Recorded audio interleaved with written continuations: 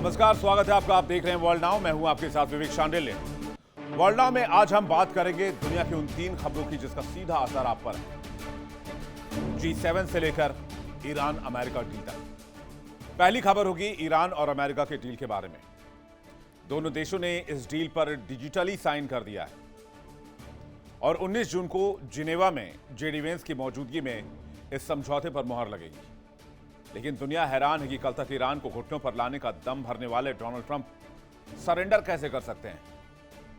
पूर्व राष्ट्रपति Barack Obama को पानी पी पी कर कोसने वाले डोनाल्ड ट्रंप आखिर उसी डील पर मुहर कैसे लगा सकते हैं, और इसके लिए ट्रंप के खिलाफ अमेरिका के अंदर बगावत भी शुरू हो गई है।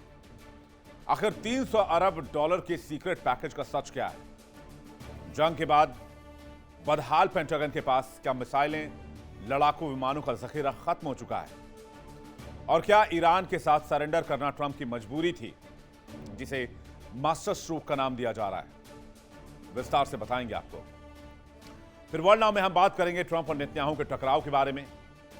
अमेरिका ईरान के बीच महाडील के बीच एक ऐसा पेच है जिसका नाम है इजराइल। इस डील ने इजराइल की नींद उड़ा दी है, जो सबसे बड़ा पहलू है इस पूरे मामले का। सवाल यह है कि जब वॉशिंगटन तेहरान से हाथ मिला रहा है तो तेल अवीव आक्रामक क्यों हो रहा है। क्या वजह है कि समझौते के बाद भी नेतन्याहू के सुर बगावती दिखाई दे रहे हैं। क्या इजराइल इस डील को नहीं मानेगा। क्या अमेरिका और इजराइल की वर्षों पुरानी दोस्ती में दरार पड़ चुकी है, और क्या पर्दे के पीछे कुछ ऐसा चल रहा है जिसने ट्रंप और नेतन्याहू को आमने सामने खड़ा कर दिया है। एक पूर्व इजरायली अधिकारी का दावा भी सामने आया है जिसने सियासी गलियारों में हलचल मचा दी है। आखिर ऐसा कौन सा राज है जो पूरी तस्वीर को बदल सकता है, और क्यों इस डील के बाद सबसे ज्यादा घबराया हुआ है इजराइल। डिटेल आपको बताएंगे।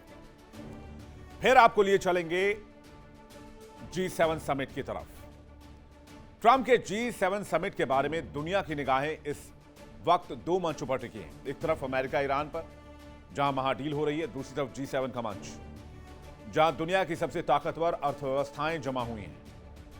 लेकिन सवाल यह, क्या डोनाल्ड ट्रंप आज भी वही नेता हैं जो दुनिया को अपनी शर्तों पर चलाने का दावा करते हैं। और G7 के मंच पर सबसे इंटरेस्टिंग बात, डोनाल्ड ट्रंप को उन नेताओं को फेस करना पड़ रहा है जिन नेताओं को डोनाल्ड ट्रंप ने अभी तक पानी पी पी कर कोसा है। कभी ईरान को झुकाने की बात करते थे, लेकिन आज डोनाल्ड ट्रंप समझौते की मेज पर हैं। 24 घंटे में यूक्रेन युद्ध खत्म करने का दावा करते थे, लेकिन आज ट्रंप रूस के सामने भी बेबस है। और G7 देशों को फ्री लोडर क्लब कहते थे, आज उन्हीं नेताओं के बीच समर्थन तलाश रहे हैं। किस मुंह से डोनाल्ड ट्रंप इन नेताओं के सामने मदद मांग रहे हैं। क्या अमेरिका फर्स्ट की नीति अब अमेरिका रिट्रीट में बदल रही है। क्या ट्रंप के वैश्विक दबाव के आगे डोनाल्ड ट्रंप अपने वैश्विक दबाव के आगे झुक रहे हैं, और क्या G7 के मंच से दुनिया को नया संदेश मिलने वाला है। आखिर G7 को फेस कैसे करेंगे ट्रंप, बताएंगे। G7 की कहानी दिलचस्प कहानी है, तो चलिए शुरुआत करते हैं और देखते हैं world now. Iran America deal final हो चुकी है। डील पर डिजिटली सिग्नेचर भी हो चुका है। मिडिल ईस्ट ने रात की सांस ली है, लेकिन इतिहास और ट्रंप का मिजाज यह बताता है कि डील भी शंकाओं से भरी हुई है। और इस बीच एक ऐसी ताकत के हुंकार जो इस डील को मानने को तैयार नहीं है, उस ताकत का नाम है इजराइल। इससे पहले 2015 में तत्कालीन अमेरिकी राष्ट्रपति बराक ओबामा ने ईरान के साथ डील साइन की थी, लेकिन मात्र 2-2.5 साल में समझौता सियासत के भेंट चढ़ गया। 2 राष्ट्रपति, 2 पूरी तरह विपरीत रणनीति, लक्ष्य सिर्फ एक, ईरान की परमाणु महत्वाकांक्षा को चूर चूर करना। बराक ओबामा ने कूटनीति और समझौते का रास्ता चुना, जबकि डोनाल्ड ट्रंप ने ईरान की बांह मरोड़ी और मैक्सिमम प्रेशर का रास्ता अपनाया, जंग का रास्ता चुना। तो सवाल यह, ट्रंप और ओबामा में से डील किसकी ज्यादा शानदार थी, और ईरान पर कौन ज्यादा भारी पड़ा था। बराक ओबामा ने बगैर जंग लड़े वो काम कर दिखाया जिसकी उम्मीद पूरी दुनिया को थी, लेकिन अमेरिकी राष्ट्रपति डोनाल्ड ट्रंप जंग लड़के भी वो हासिल नहीं कर पाए जो अमेरिका और इजराइल उम्मीद करके बैठे हुए थे। चलिए विस्तार से जानते हैं इस खबर को। जिस ओबामा को ट्रंप पानी पी पी कर कोसा करते थे, उसी की राह पर चल पड़े डोनाल्ड ट्रंप। जिस डील को आपदा कहा, उसी की नकल उतारी। और हां, यह बात और है कि बस पैकेजिंग बदल दी है। 19 जून को स्विट्जरलैंड में ऐतिहासिक दस्तखत होने वाला है अमेरिका और ईरान के बीच पीस डील पर साइन। इससे ट्रंप तो खुश हैं, दुनिया चौंकी हुई है।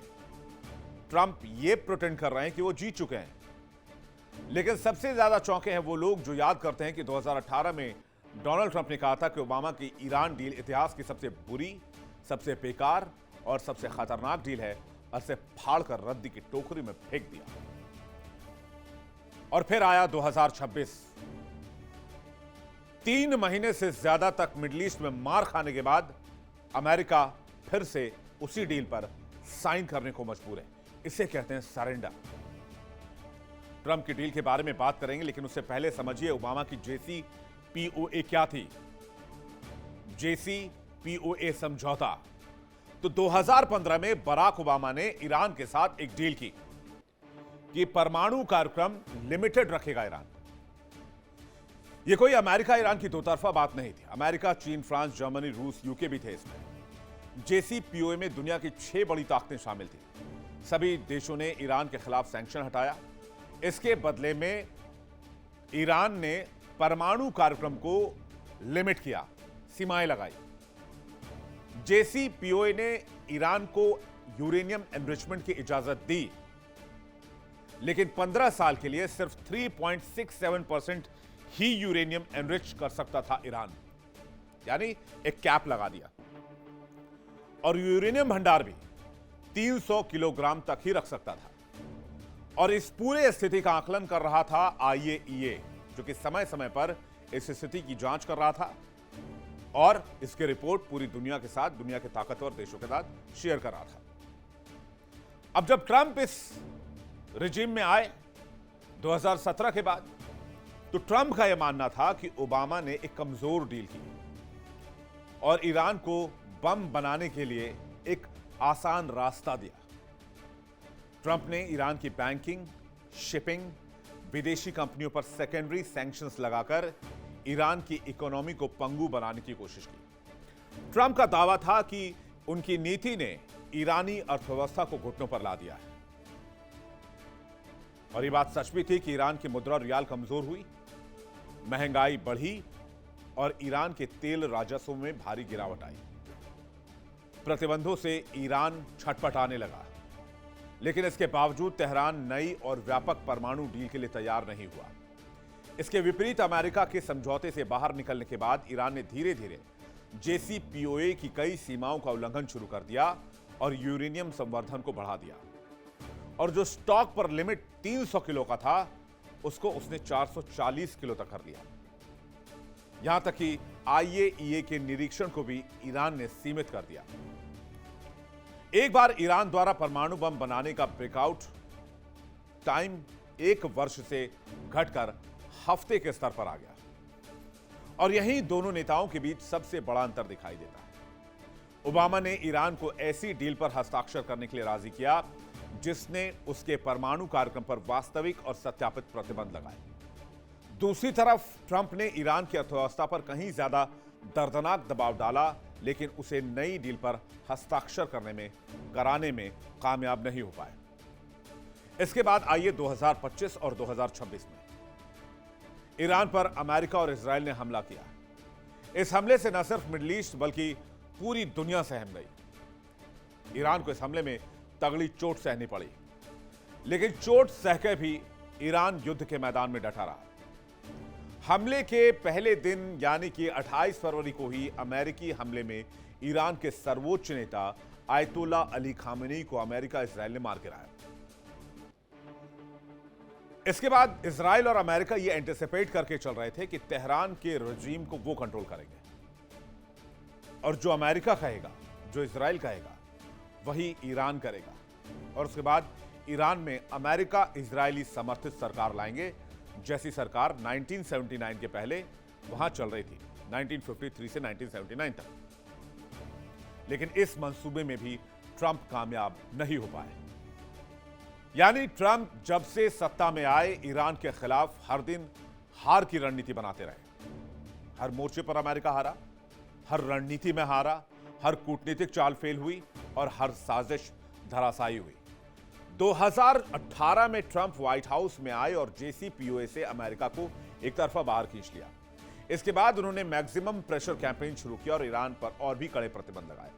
नतीजा यह हुआ कि ईरान भी डील से बाहर हो गया और यूरेनियम एनरिचमेंट को उसने तेज कर दिया। ट्रंप का वादा था कि मैं ओबामा से बेहतर डील लेकर आऊंगा, एक ऐसी डील जो ईरान को पूरी तरीके से निशस्त्र कर देगा। ट्रंप फरवरी 2025 में दोबारा ऑफिस में आए और फिर मैक्सिमम प्रेशर शुरू किया। मार्च 2025 में खुद उनकी खुफिया एजेंसी के प्रमुख तुलसी गबार्ड ने कांग्रेस को बताया कि ईरान परमाणु हथियार नहीं बना रहा है। ट्रंप फिर भी आगे बढ़े। जून 2025 में इजराइल ने ईरान के परमाणु और सैन्य ठिकानों पर हमला कर दिया और उसके बाद बातचीत शुरू हुई। उसके बाद फिर से फरवरी 2026 में हमला हुआ, जिसके बाद ईरान ने होर्मुज बंद कर दिया। दुनिया के तेल सप्लाई पर संकट आया और फिर जून 2026 में फिर से बातचीत शुरू हुई और ट्रंप ने डील का ऐलान किया और इस डील की बात को पूरी दुनिया में डंके की तरह पीटने लगे और कहने लगे कि हमने जंग रोक दी, अमेरिका जीत गया और ईरान परमाणु हथियार नहीं बनाएगा। हमने ईरान से एक बहुत परफेक्ट डील की है। इस डील के बाद होर्मुज खुलेगा, अमेरिकी नौसैनिक नाकेबंदी हटाएंगे, ईरान पर तेल और जो वित्तीय सैंक्शंस लगे वो हटेंगे, अमेरिका और साथी देश ईरान के पुनर्निर्माण की योजना पेश करेंगे और ईरान के लगभग 24 अरब डॉलर के फ्रीज हुए फंड को रिलीज करेंगे। लेकिन यह प्राइम टारगेट कभी अमेरिका का था ही नहीं। डील में जिन बातों को शामिल किया गया, ये शर्तें ईरान की थी। अमेरिका इजराइल का लक्ष्य क्या था? अमेरिका इजराइल का नंबर 1 लक्ष्य था ईरान के रिजीम को हमेशा हमेशा के लिए बदल देना और इस्लामिक रिजीम को सत्ता से उखाड़ फेंकना, खामनेई को सत्ता से बेदखल करना और ईरान को कंट्रोल करना। लेकिन जैसे जैसे जंग में अमेरिका इजराइल मार खाते रहे, बैकफुट पर जाते रहे, वैसे वैसे डील की शर्तें भी बदलती रही। फाइनली डील की शर्त आकर टिकी कि भाई आप होर्मुज खोल देंगे, जबकि होर्मुज 28 फरवरी से पहले खुला हुआ था। पूरी दुनिया खेली। ये अमेरिका के इतिहास की सबसे बड़ी हार है। फिलहाल अमेरिका ईरान युद्ध विराम 60 दिन के लिए बढ़ाया गया। परमाणु कार्यक्रम का भविष्य तय नहीं है। 60 दिन की बातचीत के बाद क्या होगा कोई नहीं जानता। उधर ट्रंप ने न्यूयॉर्क टाइम्स को एक इंटरव्यू दिया और कहा कि ईरान को कम स्तर पर यूरेनियम एनरिचमेंट की अनुमति दी जाएगी, जबकि पहले वो ईरान के पूरे परमाणु कार्यक्रम को ध्वस्त करने की मांग कर रहे थे, जैसा कि इजराइल चाह रहा था। यानी इस डील की हर शर्त अमेरिका की हार है। डील का एक एक मुद्दा अमेरिका का सरेंडर है। ट्रंप दावा कर रहे हैं कि ईरान के साथ बेहतर डील हो सकती है। यह डील 3 फेज में पूरी की जाएगी। इस डील के मसौदे में क्या क्या पॉइंट शामिल हैं, यह भी देख लेते हैं। पहला चरण, पहला फेज क्या है?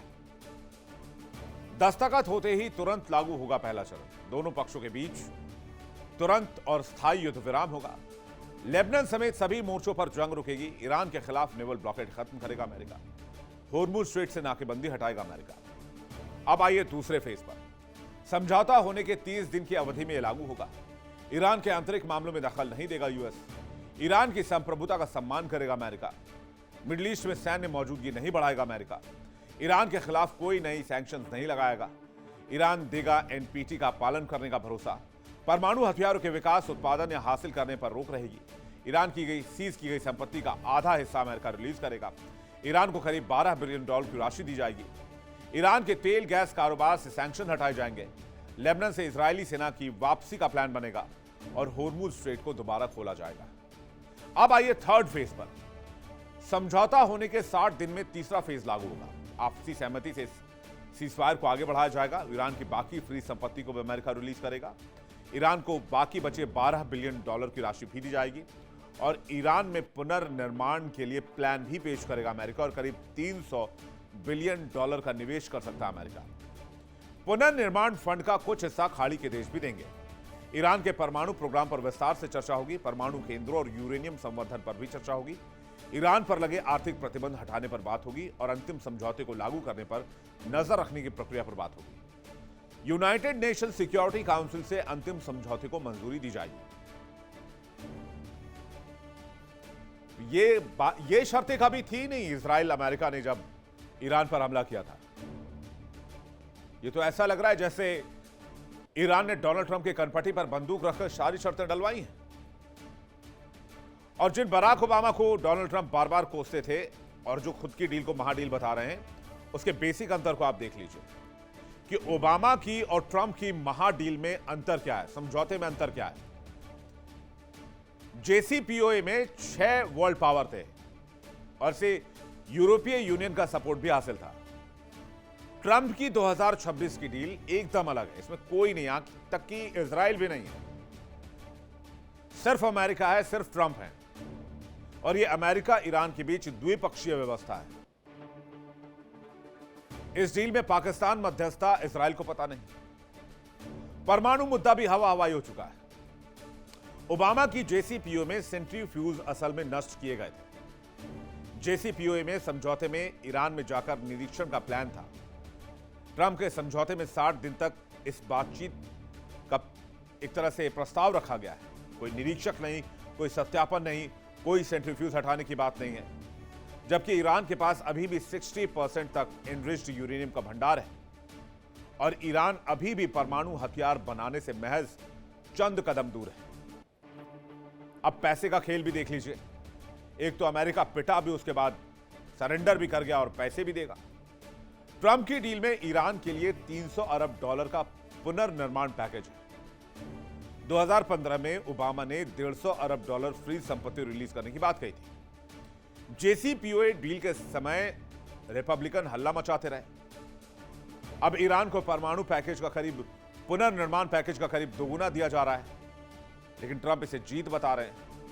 वो कैसे, ये फॉर्मूला समझ नहीं आ रहा। ये तो डोनाल्ड ट्रंप ही समझा सकते हैं। ट्रंप ने क्या कहा? ओबामा डील की जेसीपीओ की जो डील थी वो बहुत खराब थी।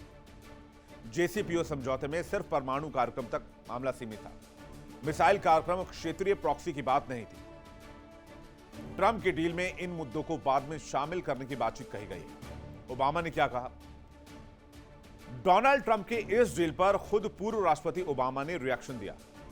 ओबामा ने तंज कसते हुए कहा कि जो भी डील होगी शायद बेहतर होगी। जो भी डील सामने आएगी वो 2015 की डील से बेहतर होगी या अलग होगी।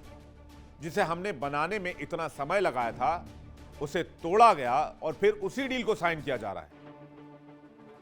तो अब सवाल क्या है? ओबामा की डील बेहतर या ट्रंप की डील बेहतर? अमेरिका ने जेसीपीओए समझौते का ही नकल किया है इस बार भी। 2026 की बातचीत का ढांचा जेसीपीओए जैसे मुख्य समझौते की नकल करता दिखता है। प्रतिबंधों में राहत के बदले एनरिचमेंट पर सीमाएं हैं। यह एक विडंबना है जो इतिहास लिखेगा। ट्रंप ने 2018 में जब जेसीपीओए तोड़ी थी, तर्क यह था यह कमजोर डील है। ईरान को परमाणु बनाने से नहीं रोक सकते, अगर मैं बेहतर डील लाऊंगा तो। उन्होंने ईरान पर अधिकतम दबाव डाला, एक युद्ध लड़ा, होर्मुज बंद हो गया और आखिरकार जो डील मेज पर है उसमें परमाणु मुद्दा अनसुलझा हुआ है। यूरेनियम भंडार बरकरार है, कोई निरीक्षक नहीं है। भारी भरकम वित्तीय पैकेज भरपाई के तौर पर अमेरिका दे रहा है और सबसे बड़ी बात, ईरान का रिजीम जो इंटैक्ट है और मुस्तफा खामनेई ही वहां के सुप्रीम लीडर है। यानी जो होर्मुज की 2015 की परमाणु डील में सालों लगे हल करने में, अब उसे 60 दिन में हल करने की चुनौती है। ओबामा ने कहा था जो पहले था वही आएगा। ट्रंप ने जो हासिल किया है वो अनिवार्य रूप से जेसीपीओए जैसा ही है। फर्क बस यह है कि ओबामा ने बिना युद्ध के ये डील हासिल की थी और ट्रंप ने इस युद्ध में पिटने के बाद ये डील हासिल की है। नए डील में क्या है ये भी जान लीजिए। होर्मुज स्ट्रेट फिर से खोलेगा। अब मुझे कोई ट्रंप से यह पूछ के बता दे कि होर्मुज स्ट्रेट बंद कब था। 28 फरवरी तक तो होर्मुज स्ट्रेट खुला हुआ था। कह रहे हैं जहाजों के लिए खुल जाएगा। अरे भाई साहब, जहाजों के लिए खुला हुआ था होर्मुज स्ट्रेट। बदले में अमेरिका अपनी नाकेबंदी हटाएगा। तो अमेरिका नाकेबंदी लेके बैठा ही क्यों? क्योंकि होर्मुज बंद था और होर्मुज 28 फरवरी से पहले खुला हुआ था। अमेरिका कह रहा है ये बहुत महत्वपूर्ण वैश्विक आर्थिक पहलू है। तो कोई अमेरिका या ट्रंप से यह पूछ ले कि जब आपको हमला करना था तो आपके पास प्लान बी क्यों नहीं था? क्योंकि ईरान ने पहले ही कह दिया था कि जैसे ही आप अटैक करोगे हम आपके होर्मुज स्ट्रेट को पूरी तरीके से ब्लॉक कर देंगे। दूसरी तरफ जिस ईरान को 1979 से अमेरिका अब तक इकोनॉमिकली चोक करता रहा है, उसको आर्थिक राहत देने के लिए तैयार है। यानी ईरान और पावरफुल हो जाएगा। अगर ईरान और पावरफुल हो गया तो वो तो मिडिल ईस्ट में और इजराइल में और लकड़ी करेगा। वो अपने इस पैसे का इस्तेमाल अपने प्रॉक्सीज को मजबूत करने के लिए करेगा। हुती को पैसे देगा, हिजबुल्लाह को पैसे देगा, हमास को पैसे देगा। अमेरिका कैसे रोक लगाएगा?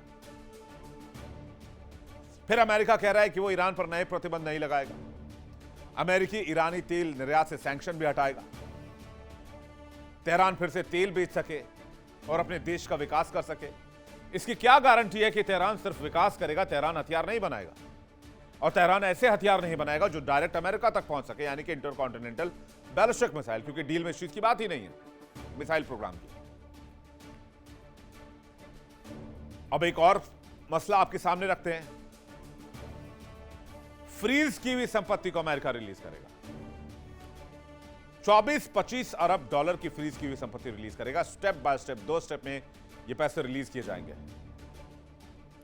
अमेरिका का दावा है कि ईरान परमाणु हथियार नहीं बनाएगा, यूरेनियम संवर्धन को आगे नहीं बढ़ाएगा, नई परमाणु सुविधाओं का विस्तार नहीं करेगा। 60 दिनों की बातचीत, ये एमओयू अंतिम परमाणु डील नहीं है। दोनों पक्ष 60 दिन तक बातचीत करेंगे, जिसमें यूरेनियम, मिसाइल और बाकी मुद्दों पर बात होगी। इसकी क्या गारंटी है जो ईरान 110 दिन की लड़ाई के बाद, इजराइल और अमेरिका जैसी ताकत का सामना करने के बाद भी अपने मिसाइल कार्यक्रम और परमाणु कार्यक्रम पर बातचीत के लिए तैयार नहीं हुआ, वो 60 दिन में बगैर युद्ध के मान जाएगा? ईरान तो सीना ठोक कर कहेगा कि आइए लड़ लीजिए, देख लेते हैं। हाथ कंगन को आरसी किया और पढ़े लिखे को फारसी किया, दो हाथ कर लेते हैं। क्योंकि ईरान ने इस जंग में वो रास्ता दुनिया को दिखा दिया है जिससे अमेरिका जैसे सुपर पावर से भी लोहा लिया जा सकता है। ओबामा की डील ने छोटी अवधि के लिए सही, लेकिन ईरान के परमाणु कार्यक्रम को रोका तो सही। ईरान के न्यूक्लियर केंद्रों में आईईई के परीक्षण तो किए गए, लेकिन इस समझौते में लंबे समय की कमजोरियां छोड़ दी गई। इसलिए ईरान को मौका मिलते ही उसने अपना परमाणु कार्यक्रम फिर से शुरू कर दिया। ट्रंप दावा कर रहे हैं कि अमेरिका ईरान का न्यूक्लियर डस्ट भी समय के साथ उठाकर ले जाएगा। ओबामा की नीतियों ने ईरान पर दबाव तो बनाया, लेकिन ईरान का परमाणु कार्यक्रम नहीं रुका। ईरान ने दबाव साहब प्रतिक्रिया दी, जिससे तनाव बढ़ा। विशेषज्ञ मानते हैं कि ट्रंप की सख्ती ने ईरान को कमजोर जरूर किया, जबकि ओबामा ने समझौते से अस्थायी नियंत्रण हासिल किया था। ओबामा की डील कूटनीति की मिसाल थी, ट्रंप की नीति सरेंडर की नीति है, और ईरान दोनों मामलों में पूरी तरीके से नहीं झुका। वो अपनी क्षेत्रीय महत्वाकांक्षा और परमाणु महत्वाकांक्षा को बनाए रखने में कामयाब रहा। लेकिन 2026 में हुए ईरान और अमेरिका के समझौते से मिडिल ईस्ट का परमाणु परिदृश्य बदल सकता है। लेकिन यह याद रखना जरूरी है कि ईरान का परमाणु मुद्दा आज भी बहुत जटिल है। कुल मिलाकर देखा जाए तो ईरान के सामने ट्रंप ने कंप्लीट सरेंडर डील की है। अमेरिका ईरान में रिकंस्ट्रक्शन के लिए 300 अरब डॉलर देने के लिए तैयार। सोचिए, जो ट्रंप ये कहते रहे कि ईरान को घुटनों पर लाएंगे, वही ट्रंप घुटनों पर जाकर ईरान को पैकेज देने के लिए तैयार हैं, ईरान पर सैंक्शन हटाने के लिए तैयार हैं, ईरान के साथ डील करने के लिए तैयार हैं, और इसलिए ट्रंप का विरोध हो रहा है। ट्रंप के खिलाफ अमेरिका में नारेबाजी हो रही है। लोगों ने कहा हम टैक्स का पैसा ईरानियों के लिए क्यों दें, वो भी तब जब अमेरिका में रिकॉर्ड तोड़ महंगाई है। खबर है कि इस विरोध का पता जैसे ही ट्रंप को लगा, ट्रंप ने आनन फानन में कहा कि ईरान को एक भी डॉलर अमेरिका नहीं देने जा रहा है। जाहिर है डोनाल्ड ट्रंप एक चक्रव्यूह में घिर गए। अमेरिका इजराइल ने ईरान को मामूली देश समझकर जंग का आगाज किया, लेकिन ईरान ने साबित कर दिया कि वो कोई मामूली देश नहीं है। उसके पास हथियार है, उसके पास टेक्नोलॉजी है, उसके पास इक्विपमेंट्स हैं, और वो अमेरिका को भी सरेंडर करने के लिए मजबूर कर सकता है। अपनी सेना और जनता के जोश और जज्बे के साथ ईरान ने वो लड़ाई लड़ी जिसे दुनिया के ज्यादातर देश हार जाते हैं, लेकिन ईरान इसमें जीत गया। वहीं दूसरी ओर अमेरिका जंग में लूजर के तौर पर खड़ा है। और इसको कहने की वजह क्या है, जल्दी से आपको वो मोटे मोटे मुद्दे बता देते हैं। सबसे बड़ी बात, ईरान में रिजीम चेंज नहीं हुआ। अमेरिका नाकाम रहा, इजराइल नाकाम रहा। आयतुल्ला अली खामनेई के बावजूद ईरान मजबूत हुआ। मुस्तफा खामनेई को सुप्रीम लीडर चुना गया। मुस्तफा की सरपरस्ती में ईरान ने मजबूती से लड़ाई लड़ी। अमेरिका के करोड़ों के हथियार और सैन्य साजो सामान नष्ट हुए। 50 से ज्यादा ड्रोन, एयरक्राफ्ट कैरियर, अवैक्स, फाइटर जेट्स, अटैक हेलीकॉप्टर सब होर्मुज में तबाह हो गए। होर्मुज स्ट्रेट को हिला नहीं पाया अमेरिका। ईरान का कब्जा बरकरार रहा।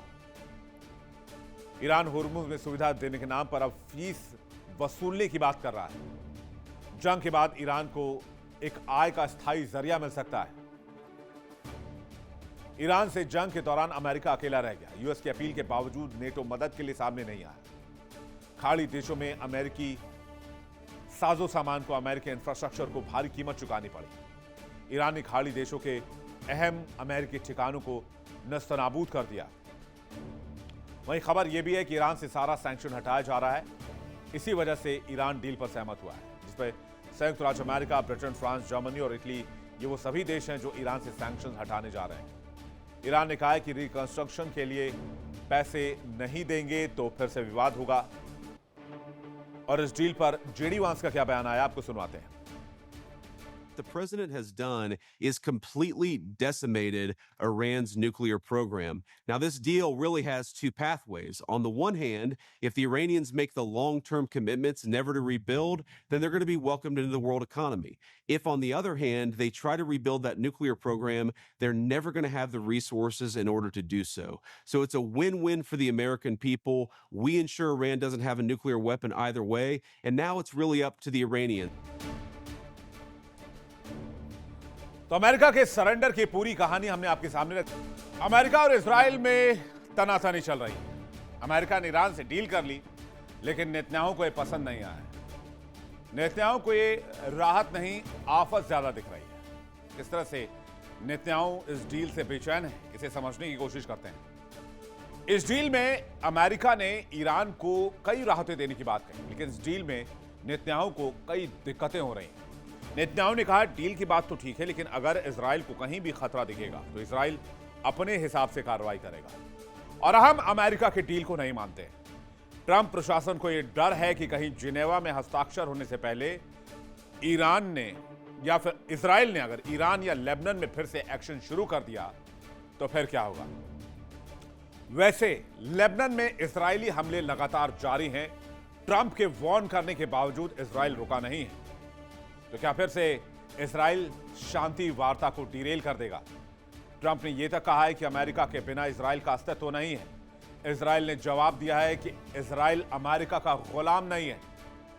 तो क्या अमेरिका इजराइल में दुश्मनी की शुरुआत हो रही है? चलिए सबसे पहले जानते हैं ईरान डील पर इजराइल का रुख क्या है। महाडील ट्रंप का है, इजराइल का नहीं। यह साफ तौर पर जवाब आया है तेल अवीव से। उन्होंने कहा कि उनकी और ट्रंप की राय हमेशा एक जैसी नहीं होती है। इजराइल अपनी सुरक्षा के लिए खुद फैसले लेने में सक्षम है। नेताओं ने साफ किया, समझौता इजराइल का नहीं है। इजराइल अपनी सुरक्षा करने के लिए कदम उठाने के लिए स्वतंत्र है। नेताओं ने कहा, समझौता हो या ना हो, ईरान परमाणु हथियार नहीं बनाएगा। ईरान को परमाणु हथियार कभी हासिल नहीं करने देंगे। नेताओं ने कहा, सुरक्षा के लिए क्षेत्र में सेना की तैनाती हमेशा रहेगी। गाजा, लेबनान और सीरिया के सुरक्षा क्षेत्रों में जवान मौजूद रहेंगे, यानी कि नेतन्याहू लेबनान से सेना वापस नहीं बुलाएंगे, जो कि डील के खिलाफ है। जबकि अमेरिका ने ईरान के साथ जो डील की है उसके मुताबिक लेबनान में मौजूद सेना को इजराइल को वापस बुलाना होगा। इजराइल ने इसे साफ इनकार कर दिया है। अब नेतन्याहू का रुख तो क्लियर है। ये कहीं से डील में शामिल होते नहीं दिख रहे। नेतन्याहू की आवाज में बगावत है, वो भी दुनिया के सबसे शक्तिशाली मुल्क अमेरिका के खिलाफ। असली झगड़ा लेबनान में आकर फंसा हुआ है। डील की अहम शर्त यह है कि ईरान चाहता है कि इजराइल लेबनान से अपनी सेना हटाए और हिजबुल्लाह पर हमले बंद करे। इजराइल ने सीधे मना कर दिया है। इजराइल के रक्षा मंत्री इजराइल कात्ज ने साफ कहा है कि हम लेबनान, सीरिया और गाजा में सेना वापस नहीं बुलाएंगे। यह इजराइल की सबसे बड़ी उपलब्धियों में से है। हम अपनी सुरक्षा हितों से समझौता नहीं कर सकते। उधर नेतन्याहू ने ट्रंप को बताया कि इजराइल खुद को लेबनान वाली शर्त से बाध्य नहीं मानता है। इजरायली अधिकारियों ने कहा कि हम किसी भी ऐसे समझौते को नहीं मानेंगे जो हिजबुल्लाह के खिलाफ हमारी स्वतंत्र कार्रवाई को सीमित करे। यानी कुल मिलाकर समझौते को मानने से इजराइल साफ मना कर चुका है। अमेरिका को आंखें दिखा रहा है इजराइल। इन सब के बीच इजराइल और अमेरिका में एक और वाकया हुआ। बेन गवीर का वीजा अमेरिका ने कैंसिल कर दिया। इजराइल के राष्ट्रीय सुरक्षा मंत्री इतमार बेन गवीर अमेरिका जाने वाले थे, लेकिन अमेरिकी दूतावास ने उनसे कहा कि अभी आपको वीजा के लिए परमिशन नहीं है। यह बता रहा है कि कन्फ्रंटेशन बढ़ रहा है, America versus Israel. Ben Gvir को अमेरिकी दूतावास ने अपने फिंगरप्रिंट देने के बाद कहा कि उन्होंने अपनी अमेरिकी यात्रा रद्द कर दी है। यह कोई साधारण कूटनीतिक खबर नहीं है। यह अमेरिका का संदेश था कि डील के बीच में अगर कोई कूदा तो उसे करारा जवाब दिया जाएगा।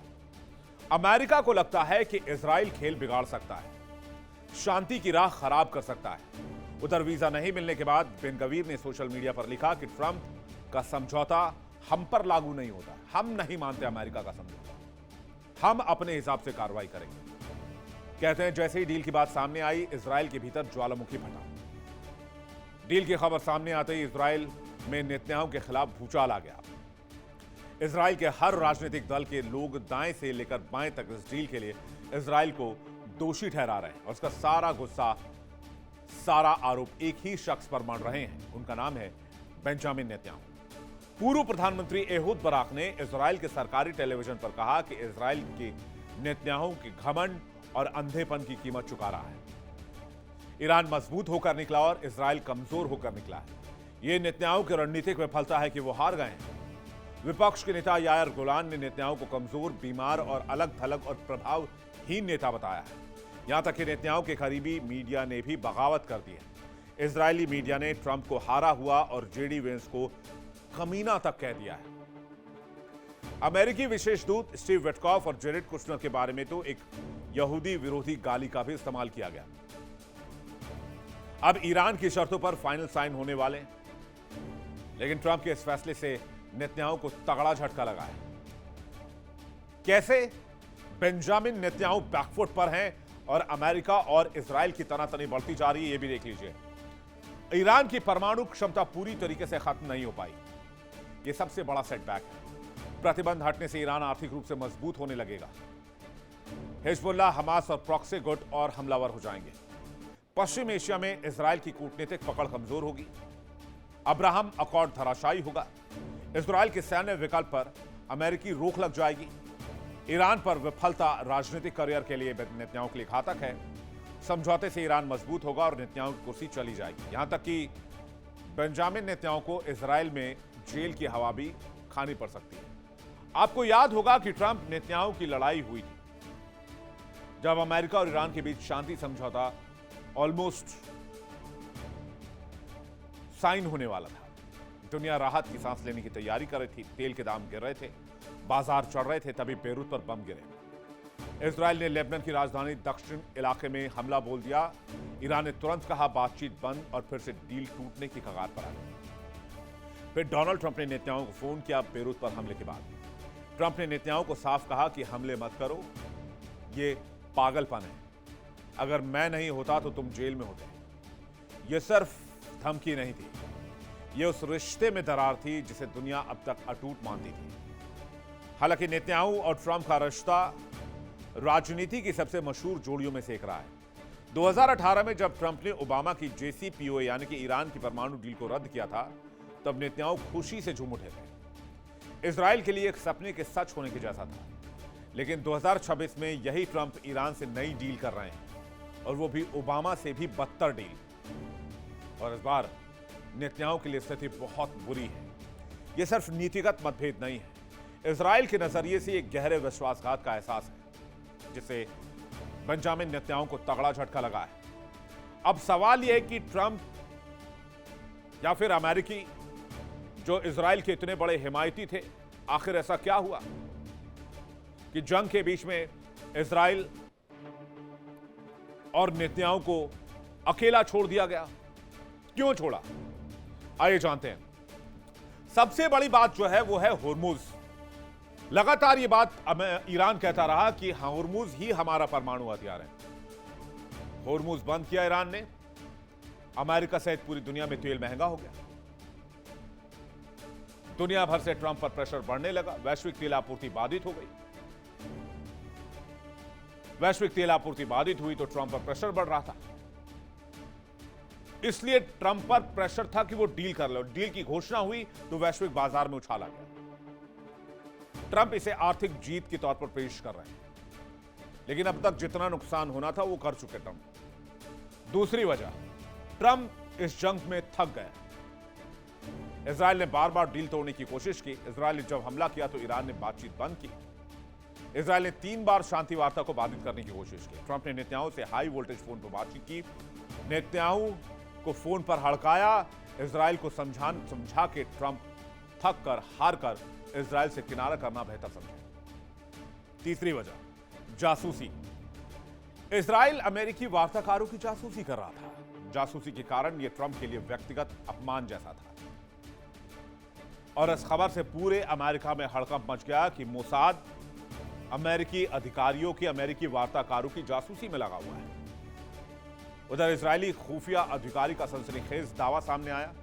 इजराइल की खुफिया एजेंसियों से जुड़े रहे पूर्व अधिकारी बिन मेनेस्ट्री ने दावा किया कि नेतन्याहू कथित तौर पर तथाकथित एप्स्टीन फाइल से जुड़ी नई सामग्री सार्वजनिक करने की तैयारी कर रहे हैं, जो फाइल अभी तक सार्वजनिक नहीं हुई है। नेतन्याहू उसको रिलीज कर फिर से ट्रंप को घेरने की कोशिश करेंगे, प्रेशर बनाएंगे। यानी अगर नेतन्याहू डील की बात मान ले तो एप्स्टीन फाइल के जरिए फिर से हमले का दबाव बना सकते हैं, लेकिन जंग वाली रणनीति नहीं छोड़ेंगे। और यही है डोनाल्ड ट्रंप और बेंजामिन नेतन्याहू के बीच की सबसे बड़ी दीवार। लेकिन इस रिश्ते का भविष्य क्या होगा, यह देखना दिलचस्प होगा। चलिए वर्ल्ड नाउ में अगली खबर की तरफ पढ़ते हैं। दुनिया भर से पंगे लेने के बाद आखिरकार डोनाल्ड ट्रंप G7 के मंच पर पहुंच गए। वो कहते हैं ना, बड़े बेआबरू होकर तेरे कूचे से निकले, बहुत निकले, फिर भी मेरे अरमा कम ही निकले। दुनिया भर के नेताओं को, देशों को कोसने के बाद आखिरकार उसी जमात में राष्ट्रपति ट्रंप आकर खड़े हुए जहां वो हर देश को नकारा, गया गुजरा और बेकार बता रहे थे। तो अब तक वो अमेरिका फर्स्ट का सपना दिखा रहे थे, लेकिन हर मोर्चे पर पिटने के बाद, हारने के बाद, ईरान के सामने सरेंडर करने के बाद, पुतिन के सामने सरेंडर करने के बाद अब G7 देशों के सामने ट्रंप मान मनव्वल करने पहुंच गए। सवाल यह है कि आखिर ऐसा क्यों है? इससे पहले ट्रंप ऐसे बैठकों से किनारा कर रहे थे, लेकिन अब मान मनव्वल करेंगे नहीं तो जाएंगे कहां? सिर पर मिड टर्म इलेक्शंस है, अप्रूवल रेटिंग गोते लगारी पाताल में चली गई है। 2025 की शुरुआत में डोनाल्ड ट्रंप जब दूसरी बार व्हाइट हाउस में घुसे तो उनका एजेंडा साफ था, पूरी दुनिया को घुटने पर ले आओ। वेनेजुएला पर अटैक कर दो, ईरान पर अटैक कर दो। 24 घंटे में यूक्रेन युद्ध खत्म करने का दावा किया। G7 को फ्री लोडर बताने लगे और कहने लगे कि अमेरिका मुफ्त में उनकी सुरक्षा नहीं करेगा। लेकिन महज 1.5 साल के अंदर ट्रंप के हालात और ट्रंप के विचार बदल गए। ईरान के साथ सरेंडर की शर्तों पर डील हुई। पुतिन की मर्जी से यूक्रेन में 3 दिन का सीज फायर हुआ। और G7 में फ्रांस के एविया ले बैन शहर में ट्रंप उन्हीं फ्री लोडर दोस्तों के बीच बैठे हैं जिन्हें वो गरियाया करते थे। यह कहानी अमेरिका फर्स्ट से धीरे धीरे अमेरिका अलोन की तरफ जा रही है और फिर अमेरिका रिट्रीट्स बनने की कहानी है। यानी अमेरिका की घर वापसी कराना चाहते हैं ट्रंप। तो G7 पहुंचे, किन मुद्दों पर बात होगी? G7 सम्मेलन में क्या क्या मुद्दा है, आइए देखते हैं। G7 सम्मेलन में एक तो ईरान से युद्ध विराम पर बातचीत होगी, क्योंकि उनको पता था G7 में जाएंगे, दुनिया भर के देश सवाल पूछेंगे, दुनिया भर के पत्रकार सवाल पूछेंगे कि आपने ईरान से लड़ा तो आपने हासिल क्या किया, आप डील तो कर नहीं पाए, अभी भी युद्ध में फंसे हुए हैं। फिर अमेरिका की टैरिफ नीति पर चर्चा, चीन का दुर्लभ खनिजों पर दबदबा, और तस्वीरें आप देखिए, प्रधानमंत्री नरेंद्र मोदी डोनाल्ड ट्रंप से मुलाकात कर रहे हैं। लाइव तस्वीर आप देख रहे हैं वर्ल्ड नाउ में, जहां पर ये दोनों नेता उस तनाव के बीच मिल रहे हैं, उस तल्खियत के दौरे पर मिल रहे हैं जब अमेरिका ने इंडियन शिप्स पर अटैक किया, भारतीयों की जान ली। और अब डोनाल्ड ट्रंप G7 में प्रधानमंत्री नरेंद्र मोदी के साथ मुलाकात करते हुए। आगे की कहानी आपको बताएं, लेकिन पहले इस तस्वीर को आप देखिए, बहुत इंपॉर्टेंट तस्वीर है। 51 साल का हो चुका है G7 संगठन। America, Canada, France, Germany, Italy, Japan, Britain सदस्य हैं। भारत सदस्य है। 1975 में शुरुआत हुई थी, 1998 में रूस शामिल हुआ, देखते ही देखते G8 हो गया। 2014 में रूस के क्रीमिया पर कब्जे के बाद इसे बाहर कर दिया गया। सभी सालाना बैठकों में शामिल होने वाला EU फिलहाल G7 का सदस्य नहीं है। भारत लगातार इस सम्मेलन में मेहमान के तौर पर शामिल होता रहा है। और यह तस्वीर जो इस वक्त आप देख रहे हैं, यह बहुत इंपॉर्टेंट तस्वीर है। भारत ने कड़ी आपत्ति दर्ज कराई है। भारत ने साफ साफ लहजे में कहा है कि आज दुनिया मल्टीपोलर है, बाइपोलर नहीं है या यूनिपोलर नहीं है। और यह तस्वीर इस वक्त आप देख रहे हैं G7 समिट की, जहां पर प्रधानमंत्री नरेंद्र मोदी और अमेरिकी राष्ट्रपति डोनाल्ड ट्रंप के बीच मुलाकात। एंटीसिपेटेड थी ये मुलाकात, बहुत लंबे समय से इस मुलाकात का इंतजार रहा, क्योंकि लंबे समय तक राष्ट्रपति ट्रंप इस मुलाकात को लेकर इंतजार में थे। कई बार प्रधानमंत्री को अमेरिका आने का न्योता दिया गया, लेकिन आखिरकार ये मुलाकात G7 में हो पाई है। अब इस मुलाकात को लेकर जो भी अपडेट आएगा, जो भी ब्रेकिंग न्यूज आएगी, हम आप तक पहुंचाएंगे। फिलहाल वक्त एक ब्रेक का है, फौरन लौट रहे हैं। देखिए इंडिया डेली 24/7 अब आपके स्मार्ट टीवी पर। इंडिया डेली मौजूद है सभी डिजिटल प्लेटफॉर्म पर लाइव और लगातार। इंडिया डेली 24/7 हर दिन राष्ट्र को समर्पित।